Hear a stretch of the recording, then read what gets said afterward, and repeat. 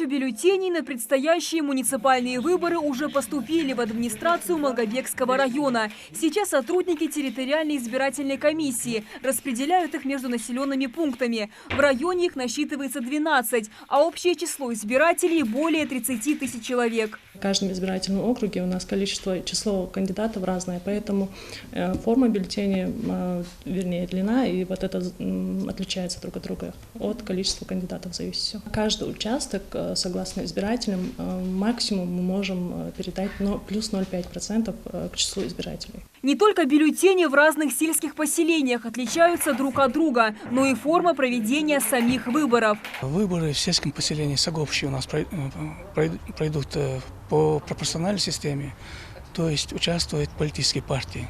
Таких у нас 3. Единая Россия, Справедливая Россия и партия Роста. А в остальных 11 сельских поселениях выборы пройдут по мажоритарной системе. То есть, если выразиться по-другому, самовыдвиженцы.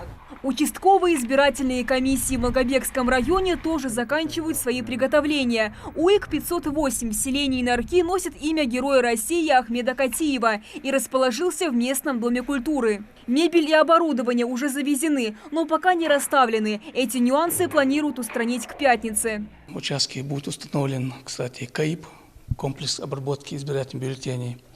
Всего их у нас в районе 5. Как вы видите, участок не развернут, но все эти процедуры, все эти мероприятия будут проведены в пятницу после получения избирательных бюллетеней. Из оборудования будет установлена кабина для голосования. У нас их кабин 2. И в наличии у них будут еще переносные ящики.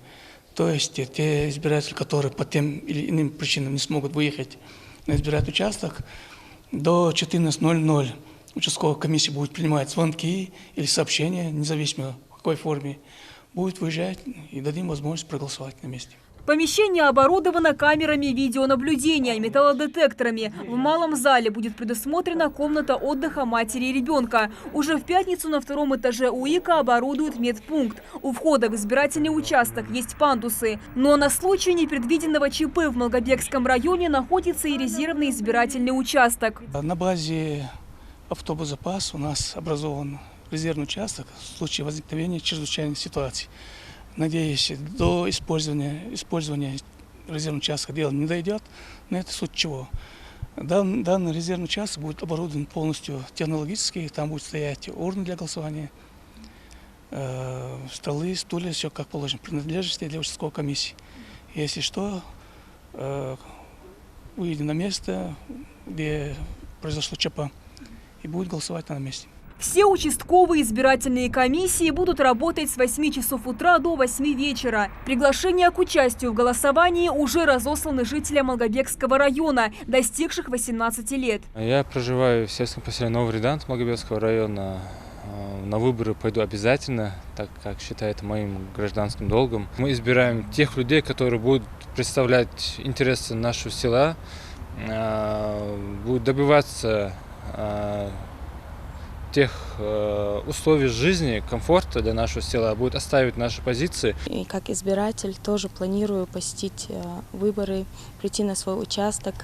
Нам уже прислали пригласительные. Я и члены моей семьи обязательно примем участие, потому что считаю, что мой голос, хотя и один голос, но он все-таки важен для нас, для нашей республики, для нашего села.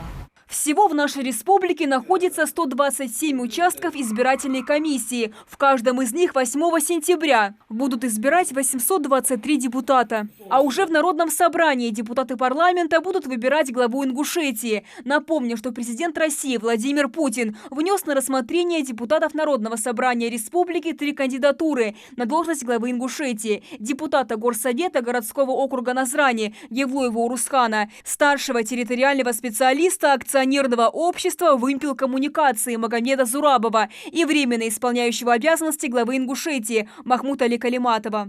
Амина Бокова, Рахман Суров, Новости 24.